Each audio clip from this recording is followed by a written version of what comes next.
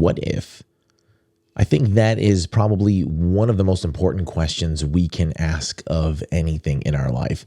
What if I were to break through my comfort zone? What if today were the day that I were to make massive changes in my life rather than saying I'm going to do it tomorrow? What if the picture of reality that we've been painted, or the purpose that we've had in this system, in this life, is nothing but a fabricated limitation put on us by a service-based system? What if we've been conditioned to not ask what if? What if we stopped paying attention to the mainstream media? What if we stopped paying attention to Hollywood, buying the mainstream food poison that they throw at us, just to sell us pharmaceuticals to try and make us better? What if we stopped letting them play the game off of our backs and we stood up and watched the entire board fall to the ground, and we all stood up at once and realized that there's far more of us than them? What if we realized our connections to a higher power didn't depend on what building you worshipped or what book you read or what time of the day or day of the week you happen to do it on? What if we asked more questions and didn't let up until every one of them was answered? If all those things came together in congruence and we as a species hit our critical mass, that 100th monkey point where we developed a hive mind and we became this big unified force, this world and all of its fabricated, human constructed power structures would all come crumbling down overnight. What if we stopped asking, what if we just did it?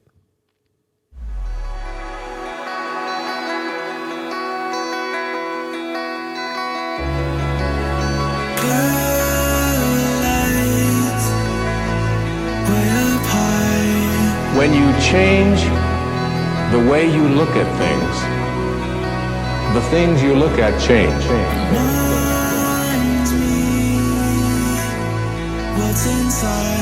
What exists, reality itself, is gorgeous. It is the plenum, the fullness of total joy. The universe is a celebration. It's a fireworks show to celebrate that existence is. Wow-wee. For those of us seeking a life of meaning and purpose, capturing fulfillment in every moment of now, seeking the truths of our reality so we can live this life to its fullest. This is the Live This Life podcast. And I'm your host, Hugh Cummings. I'm here to inspire you to ask yourself the question every day. Are you living, or are you killing time?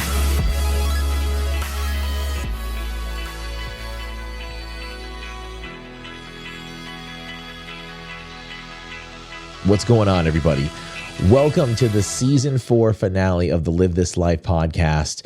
So many things come to mind throughout this ride that this show has given me over the past few years, especially when it goes from one season to the next. When a season comes to the close, I tend to ask myself, what's next? Should I keep going? And if I do, where is this going to go? Just so many things come to mind. And, of course, this has become sort of a runaway steam train that isn't slowing down anytime soon. So that thought process that I've had a few years past of, wrapping up a season, should this be it? That question no longer pops up for me. So, I look where things have come from and where things have gone and what's happened over the last 4 years since late 2019 and everything that's transpired in between. And, really, I'm going to say that we've all gone through so much in that time period together, and the world is definitely a much different place.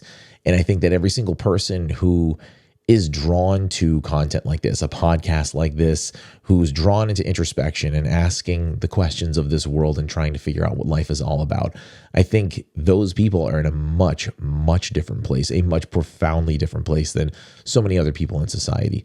These past few years of exploring all of these things that have come up and given them critical thinking and asking what if, and all of the things that we've seen and have taken place. And we've had to ask the questions throughout it all. We've had to ask who we are throughout this entire process. What do we believe? What are we going to lock in step with? What are we going to do with our lives at these points through these massive ups and downs? What about all these things that we've taken for granted throughout all of our lives and having to accept a quote unquote new normal and what that actually means to our lives? It's just been a lot of introspection. And I think a lot of people before the last few years took a lot of things for granted. And at this point, I think a lot of people don't anymore. That's the general consensus of what I've gotten from so many different people I've had conversations with lately about this kind of stuff. And, when I look at anything now personally, I find myself asking the what if questions constantly. What if I were to keep on going with the show? What if we were going to do more than just hit number one in a few countries and a few genres? What if we were supposed to go even further with this whole entire thing? What if is the magic question that I wanted to ask this entire season with everything in this world, everything that I came across. So that's why I'm wrapping up this season with an episode titled What If? And I think we all need to ask those questions of any situation that we are in our lives. What if I did this thing? I went on this trip. I took a chance and moved on something in my life. What if it worked out for my highest possible good in a certain potential way that was nothing but the greatest thing that could possibly happen in my life? Because I bet if you're anything like I used to be, or that many of us, I mean, I'm not going to say that I used to be completely, I'm completely not in that place anymore. I'm going to say that for the most part, I'm not this way, but many of us were conditioned to look at the expansions that come up in our lives and be maybe a little apprehensive about them. I think we were, conditioned to play it safe and not take huge gambles in life. And if we look at those kind of situations and those circumstances in life and say, what if, when those things come up, what if this were for my highest good? What if this is coming up to me at the right time? What if, the reasons that this thing popped up were to teach me some sort of a valuable lesson throughout the entire process? What if things didn't work out? We say those things so many times to deter us, and we kind of convince ourselves along the way that we shouldn't do certain things, but we have to ask the right questions, and we have to, fight through that fear. And that's going to be the main subject of what I want to talk about today, because in life, we come up with some of the most crazy negative reasons why we shouldn't do something when we ask that question, what if? We think that something's not going to work out for us rather than what it could add for our lives, even if it doesn't work out the way that we had planned.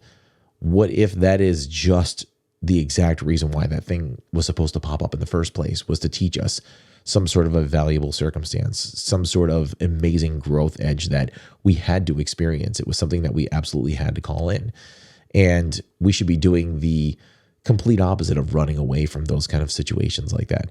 I've become fully convinced that life is a completely subjective reality, meaning that the things that we observe and confirm in our life are exactly what's going to be more prevalent throughout our experience. Like the analogy that we have that, when you go and buy a new car, that's one of the ones that pops into mind most frequently is when we go and get that new car. We were shopping for one, or we get it and we have to, wait a few days for the thing to get registered. And we're waiting at the registry. We're all excited about buying that new car. And then all of a sudden we're seeing it everywhere. We decide we're going to get it. Or once you're driving it down the road, now you're all of a sudden seeing that every one of these vehicles on the road is out there and you've never seen them before. You've never seen so many until you actually started paying attention to it. And that analogy is one that I think most people can sympathize with. They know exactly what I'm talking about. And you've never noticed it before because it just wasn't in your awareness. And then once it is in your awareness, now it's there. That's what I mean by a subjective reality. I mean, it's basically no one single reality is the base reality. The reality that you observe is completely different than a reality that I'm going to observe of the world. And recent scientific experiments have actually shown that the observer does determine reality in certain quantum physics experiments, like significantly will determine how physical matter actually reacts. And I'm not just talking our subjective perspective reality of the things that we observe and we're all seeing the world in a different way, the observer effect where, bystanders will recount a traumatic scene or something that happens in an emergency completely different than each other. I'm talking right down to the basic fundamentals of how quantum physics works and how our awareness and our consciousness directly affect matter in our universe at the smallest possible scales. We know these things already and we're aware of them, but what if it goes deeper than that? What if it goes deeper than what we actually have ever considered? What if the many worlds theory that's out there is actually a thing? What if there are an infinite amount of universes out there that you exist in, and the decisions that you make in every single instance align you with a different reality in every single microsecond, every single decision that you make? It's a mind-blowing concept that science is actually proving more and more and giving it more validity that it could actually be a very real potential and it's a real possibility. But, what is the truth when you really think about it? It is a mind-bending concept. What is real? It reminds me of that scene from the first Matrix movie. This isn't real. What is real? How do you define real? If you're talking about what you can feel, what you can smell, what you can taste and see, then real is simply electrical signals interpreted by your brain. How do you know what the truth actually is? What if the only way to define that is through your beliefs and what you observe? Just like in the dual slit experiment, I mean, that was completely based off of reality. That was completely based off of a subjective reality that an observer came in and actually changed what a quantum physics experiment was actually going to look like and how the results came out. That's what we're going to jump off today in today's episode. A reminder for everybody out there to follow along wherever you're listening to the podcast on. Audio listeners, whatever platform you're listening in on, hit the follow button. Apple has the 3 little dots up in the corner, and you can subscribe or follow it there. Spotify, if you click into the podcast, you can hit the follow and the bell button so you're notified of new episodes. If you're on YouTube, same deal. Subscribe to the channel, like this video, and hit the bell so that you're notified of new videos. But the upcoming season 5, I cannot believe we're entering season 5, is going to have a whole bunch of great new content, so many new interviews that are going to be coming up. And there's going to be a lot of exclusive stuff that's going to be going on the YouTube channel that will never actually make it to the podcast. Just some things of my life in general and just different inspirational stuff that's going to be a little bit too short for a podcast, but still great content nonetheless. So check out the YouTube channel if you haven't already, and everything can be found at livethislife.org as always. There's a lot of talk about the cost of eating healthy, but it's far less expensive when considering the price of sickness. That's why I partnered the podcast from the start with one of the highest quality supplement companies on the planet, Organifi. Our food market in the Western world is more bombarded by carcinogens like glyphosate and preservative ingredients that you can't even pronounce, all of which have a detrimental effect on literally every part of your health. Being a 2-time cancer survivor, I want to stay a survivor, which is why I do everything in my power to ensure that I'm living the healthiest life I can so I can be here for many years to come. That's why I turn to Organifi for all of my supplement needs. I start my day by adding the green juice and complete protein powder to my post-workout shake, and I end my day with the gold chocolate to help my mind and body recover from the demanding life that I live. I'm into my 40s and people ask me all the time, what's your secret recipe? And part of that answer is always Organifi. If you're serious about investing in your health, then adding Organifi to your daily healthy living regimen is a must. Head over to OrganifiShop.com. That's OrganifiShop.com to check out their amazing line of products. If you find something that you want to dive into, use the promo code LIVETHISLIFE, all one word, and get 15% off of your purchase.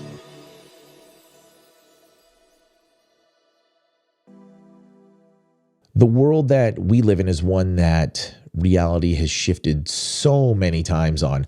The reality that we've lived on a flat disc and you could sail off the edge was a reality at a certain point. And, you go back to ancient civilizations like ancient Greece, they had dozens of gods. And, that society alone was a perfect example of what reality can actually appear to be and what it's not.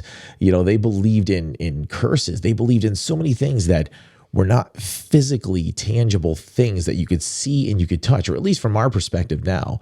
They believed in curses and in fairies and that the gods were there in every one of their parties and ceremonies and everything else, and that souls and spirits and everything influence every single bit of their entire society. Some of the most real things in their world from birth to death were things that you couldn't actually see. They were the things that were the realest in their world, but to us in our world now seem like nothing but fantasy.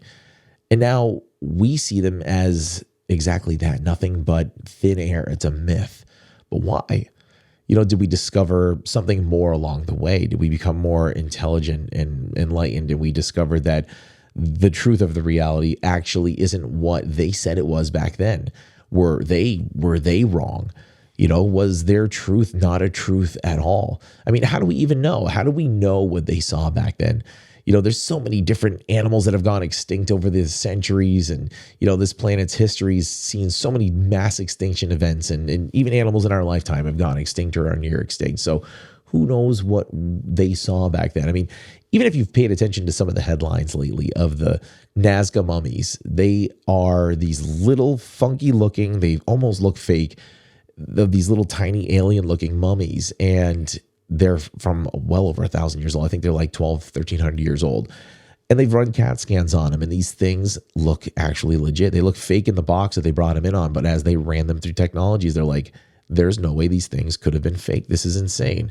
So who knows what we could have seen back in those days? Were fairies a thing? I have no idea. But who knows, because we weren't there. So how are we to say that the reality that we have now is the real reality, is the base reality? How do we know that we've got it so right and they had it so wrong?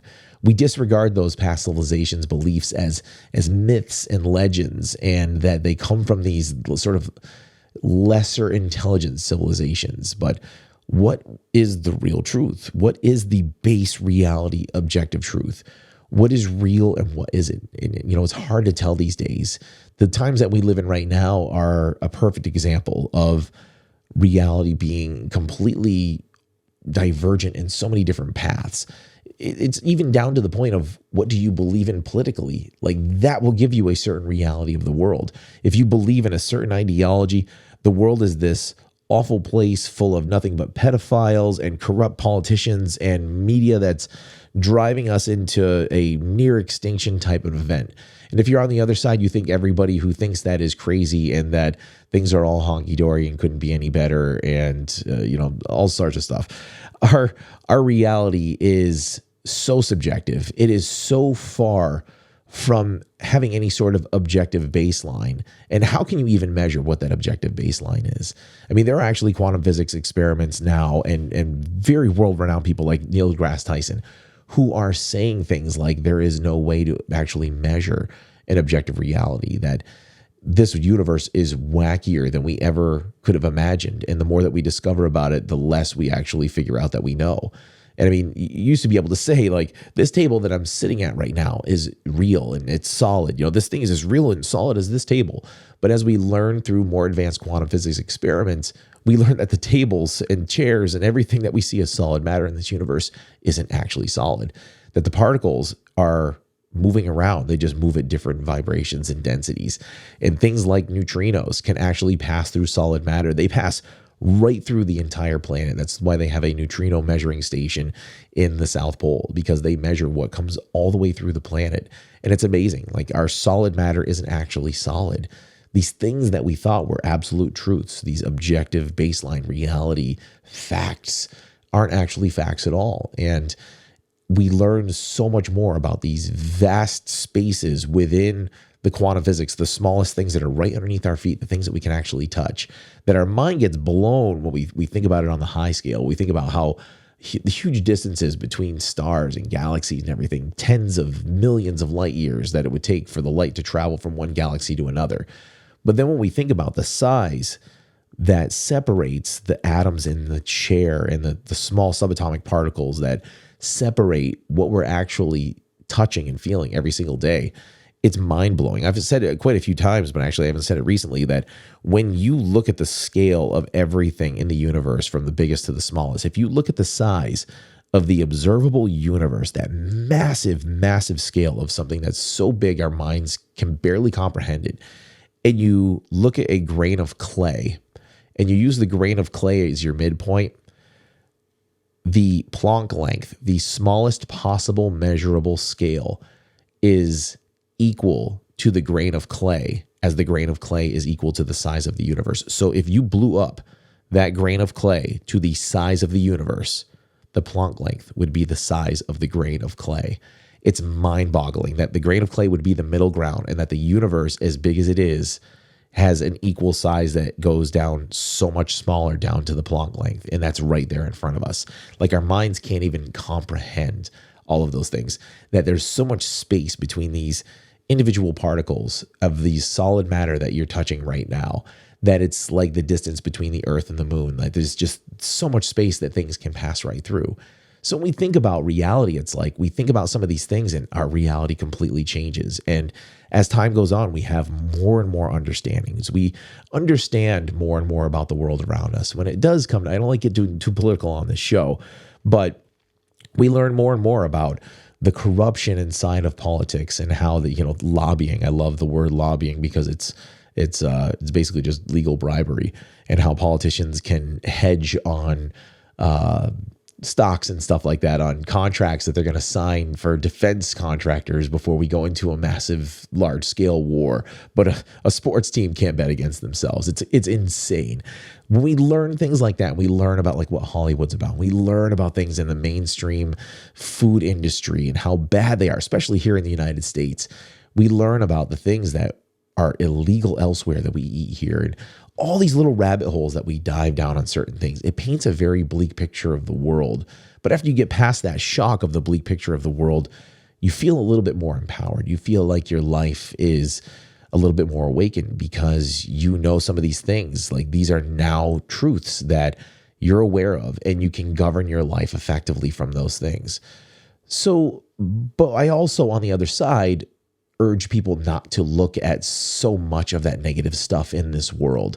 We can sometimes go down these negative rabbit holes where, if we are the observer, if we are creating a universe with every single thought that we have and every little micro nanosecond, and the things that we give energy to are what pervades the world that we're constantly giving energy to as individual subjective reality observers, then why observe all that negative stuff? Like, there's a fine balance that you have to take between burying your head in the sand and being consciously aware of what's going on.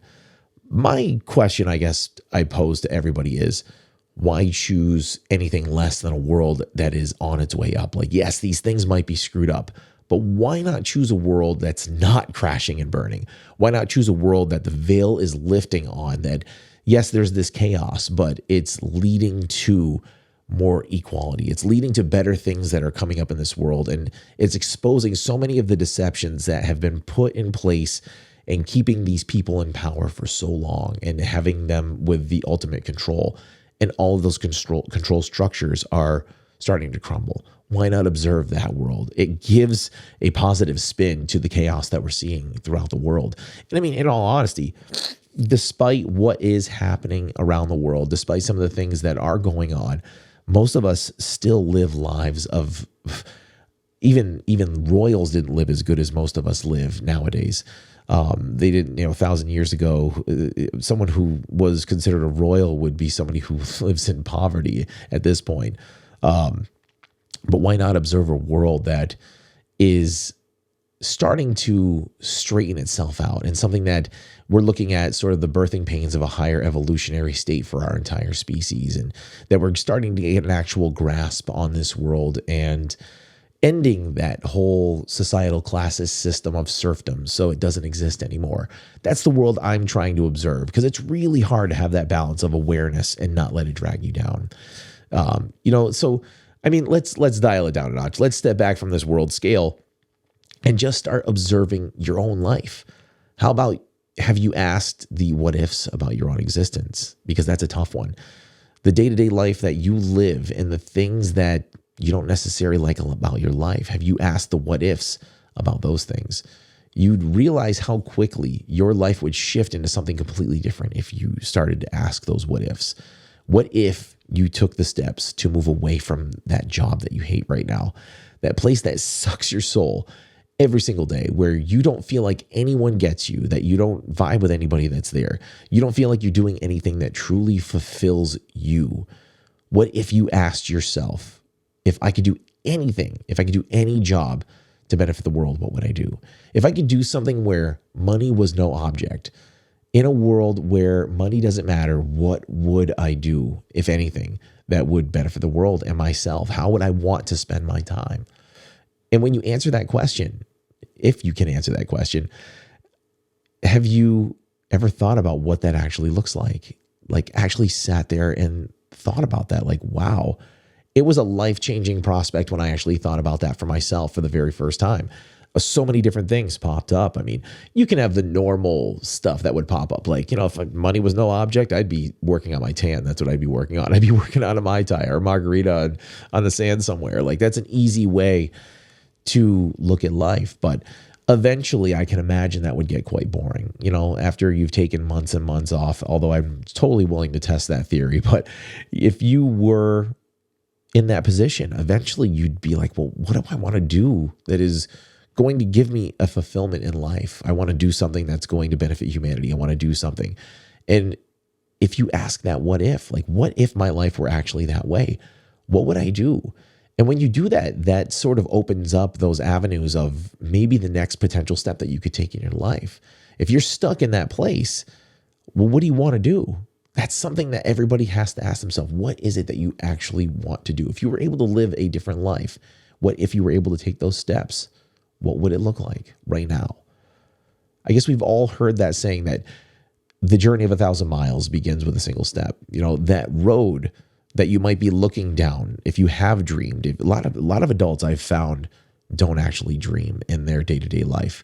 They don't actually take the time out of their days, their weeks, their months to dream anymore. As kids, we dream all the time. We have these sort of make-believe, our imagination's running wild. We're putting on helmets and tying capes around our neck, and we're superheroes and we're astronauts and everything else.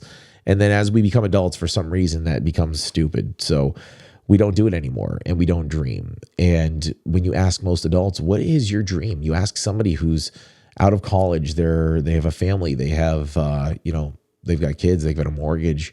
You stop one of those people and ask them, what is your dream? A lot of the times those people don't have an answer. A lot of the people that I will do one-on-one consulting with, that is one of the first questions I'll ask them. What's your dream?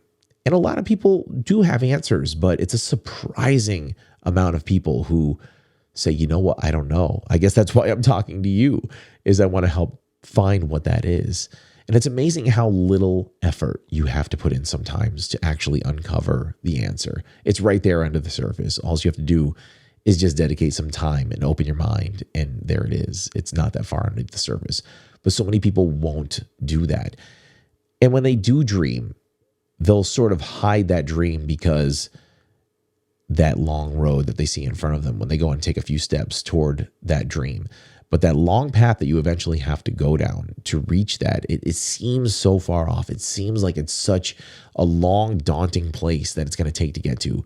But that one single step is that much closer. It seems like it's a massive mountain to climb at a certain point. But what if you look at that one small step that you could take today to get on that path, and then tomorrow you take just one more small step? After 10 days of doing that same exact pace, you're now 10 steps ahead of where you wanted to be. And now you're that much farther ahead than where you would have been if you didn't take any steps. You had just not moved and you were at zero, where you are right now if you haven't taken any of those steps.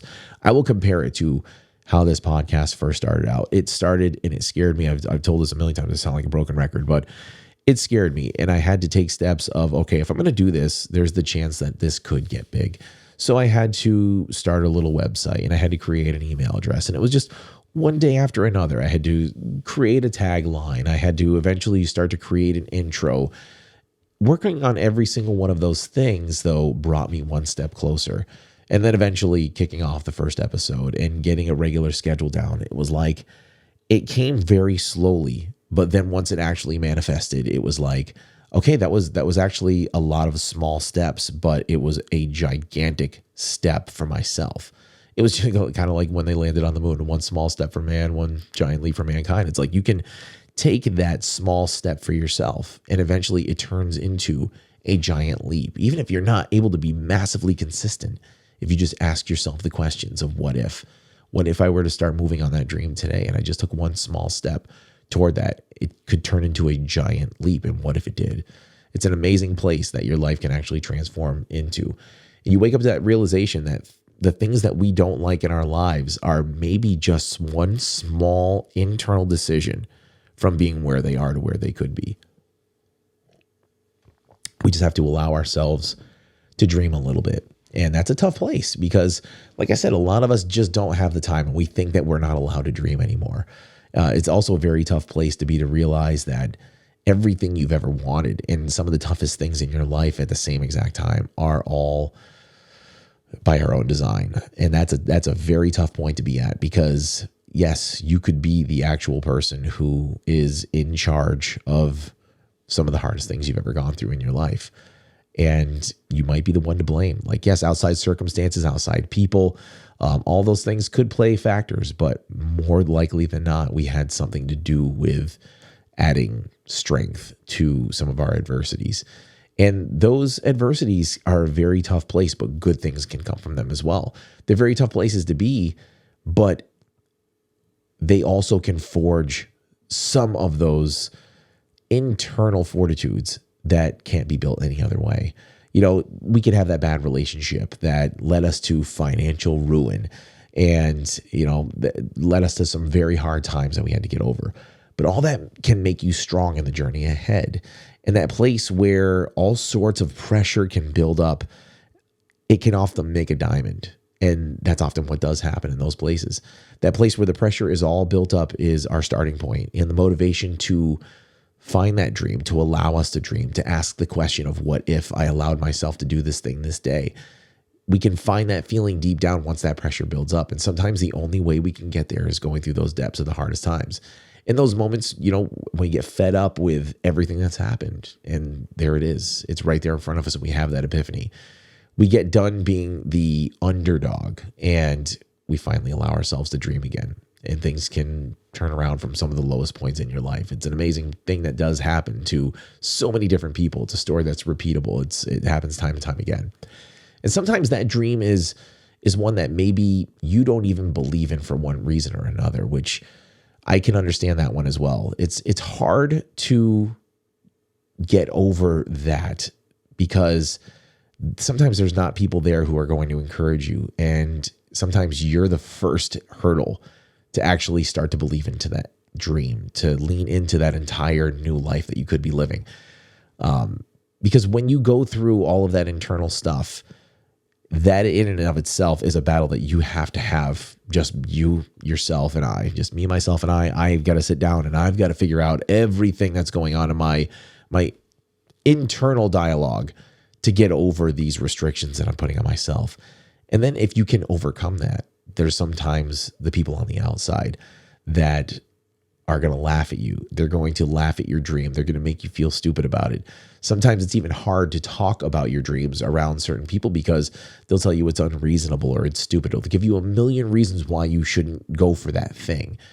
And a lot of the time it's the projection of what they're afraid to do themselves.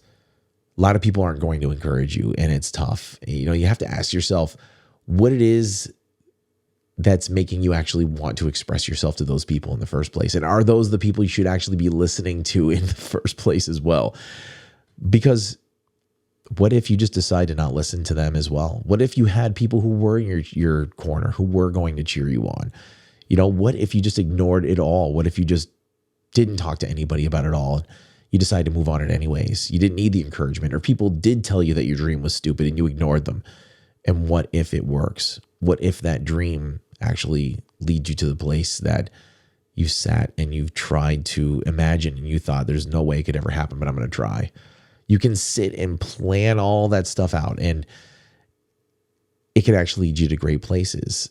When you can sit down and think of your dreams and actually come up with a responsible thing, not just be spontaneous and impulsive, because sometimes people can talk you out of making some really dumb decisions as well. I'll be honest. Let's play devil's advocate here. But those things that you've sat down and give thoughtful, careful planning to, and it excites you to no end. It's that thing where you've asked the what if, and it completely lights you up. It takes you from that place where you maybe felt hopeless, where you were in the pits of despair and all the different things that have gone on in your life that were low. And it makes you feel absolutely alive when you think about that thing.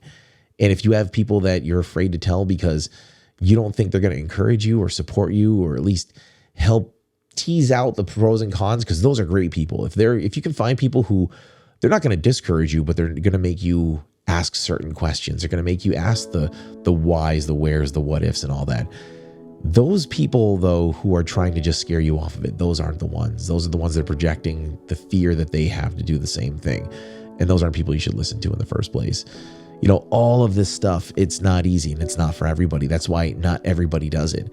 It's not easy to allow yourself to dream, but on the flip side, it actually is. It's not easy to overcome it, but once you've overcome the bullshit, it's actually an amazing place to be. And once you've done it once, no dream is out of reach. It's like, yes, I want to do this thing. And when you're done with that, you'll move on to something else and like, yes, I want to do this thing. One of my biggest inspirations, he's a great friend of mine. This podcast wouldn't exist without him, Princeton Clark. That guy became a self-mastery expert, and he's worked with Tony Robbins. And, you know, he had a dream about doing one thing, and he got out there and he helped a ton of people. And they had a dream about writing a book, and he did it. And it was just like he never stopped dreaming. And I've watched him. I've come up through a lot of my stuff along the way, looking up at him and seeing all the things that he does.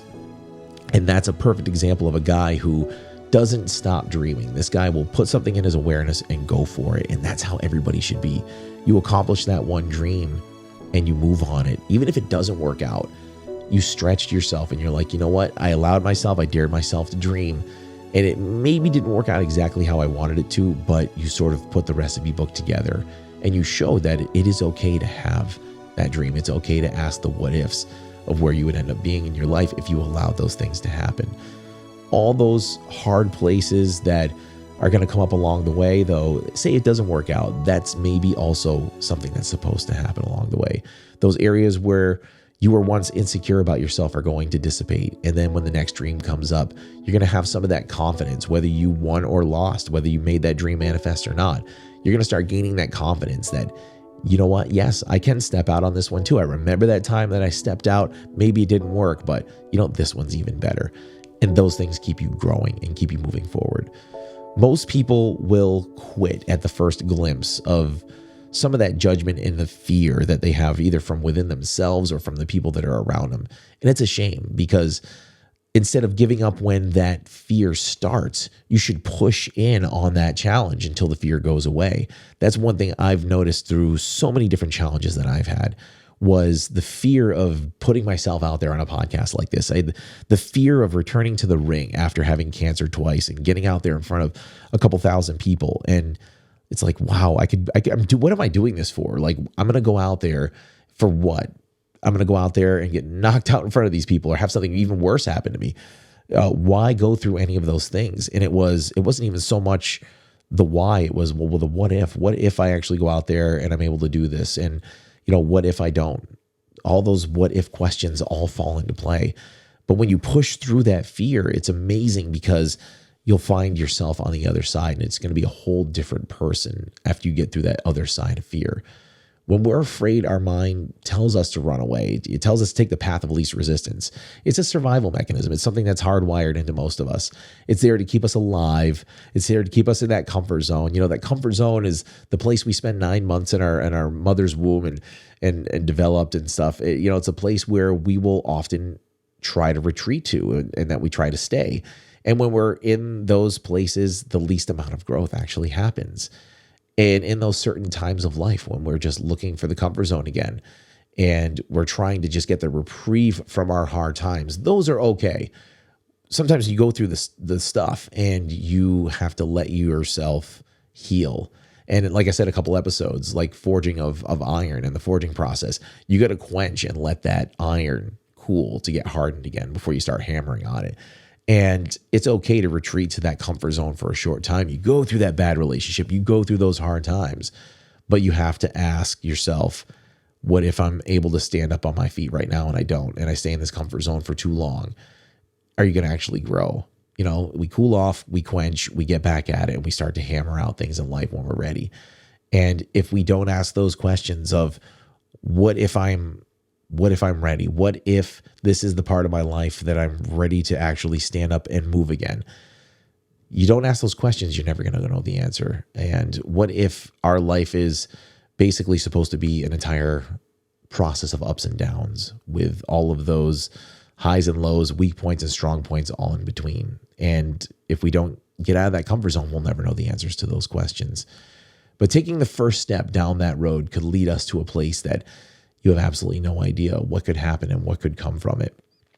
And it's so very easy to get lost in this world. This world has filled us up with so many false truths. You know, we have been given this lie that we're supposed to go to school for 20 plus years and enter the workforce and spend 40 plus years just working a job that we don't really care for, or one that we were too scared to leave because we went to school for so long. And then we're supposed to just retire and leave the best years of vitality behind us and actually supposed to go out and live life when some of our most energetic years have passed us by. The cost of that is one that I think scares me more than anything. That's a real fear. Like letting life pass you by is one of my biggest fears in my life.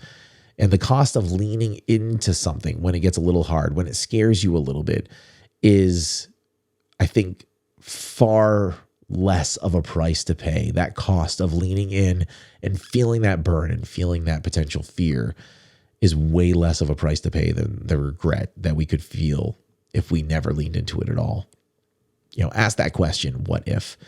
What if we were able to live a life where money was less of a concern of anything in our lives? What would we do if money was no object? We spent our entire lives doing things where we're chasing money. What if we just chased our dreams instead? I'm actually gonna play a quick clip from one of my favorites, Alan Watts. This one is a famous talk that he gave on what if money was no object. What would you like to do if money were no object? How would you really enjoy spending your life? Well, it's so amazing. As a result of our kind of educational system, crowds of students say, well, we'd like to be painters, we'd like to be poets, we'd like to be writers, but as everybody knows, you can't earn any money that way. Or another person says, well, I'd like to live an out-of-doors life and ride horses. I say, do you want to teach in a riding school? Let's go through with it. What do you want to do? When we finally got down to something which the individual says he really wants to do, I will say to him, you do that. And forget the money. Because if you say that getting the money is the most important thing, you will spend your life completely wasting your time. You'll be doing things you don't like doing in order to go on living, that is, to go on doing things you don't like doing, which is stupid. Better to have a short life that is full of what you like doing than a long life spent in a miserable way. And after all, if you do really like what you're doing, it doesn't matter what it is, you can eventually you could eventually become a master of it. It's the only way to become a master of something, to be really with it. And then you'll be able to get a good fee for whatever it is. So don't worry too much. Somebody's interested in everything. And anything you can be interested in, you'll find others who are. But it's absolutely stupid to spend your time doing things you don't like in order to go on spending things you don't like, doing things you don't like, and to teach your children to follow in the same track. See, what we're doing is we're bringing up children and educating them to live the same sort of lives we're living, in order that they may justify themselves and find satisfaction in life by bringing up their children, to bring up their children to do the same thing, so it's all wretch and no vomit. It never gets there. And so, therefore, it's so important to consider this question: what do I desire? Well, when we answer that question in a naive way, we figure out that we want to desire, what we want is to control everything. To create girls that don't grow old, apples that don't rot, clothes that never wear out, conveyances that get from one place to another instantly so we don't have to wait, power available to do anything that you could conceive and do it just instantly like that, to get this funny technological omnipotence. But if you take time out to think about that and really go into it with your full strength of imagination and find out whether that's where you want to be, you will soon see that's not what you want. Because the moment you have a situation where you are really in control of things, that is to say, in which the future is almost completely predictable, you will see, as I said last night, that a completely predictable future is already the past. You've had it. And that's not what you wanted. You want a surprise. And you don't know what that's going to be, because obviously it wouldn't be a surprise if you did. So true. He is absolutely one of my favorite philosophers. There are so many times when I turn to the knowledge that he had, and this one was one that's stuck in my head from early on in a spiritual sort of journey that I've gone of self-discovery. And it was one that stuck out the most in my mind, that actually one of these types of talks, it might have been this exact one, but one that shifted my perspective of I'm supposed to continue to live my life in a career path that is no longer who I am and what I resonate with. And, you know, regardless of the fact of how many decades I've been in it or how long I've invested education and everything and identity, no matter what it was, if it wasn't what was really resonating with me anymore, then it's not a place I needed to be anymore.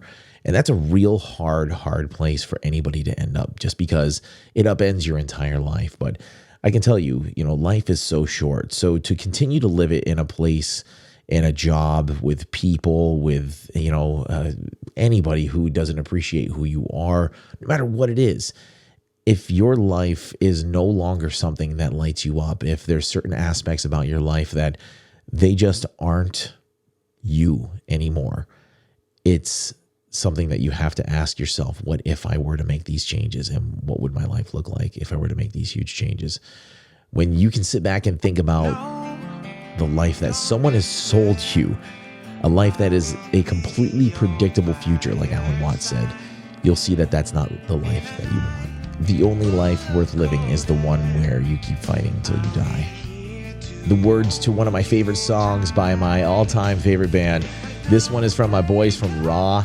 Sahaj was on the show a couple of years ago when this album debuted and said, go ahead and play what comes off this album. So I'm going to take advantage of that one and play one of my favorite songs off this album.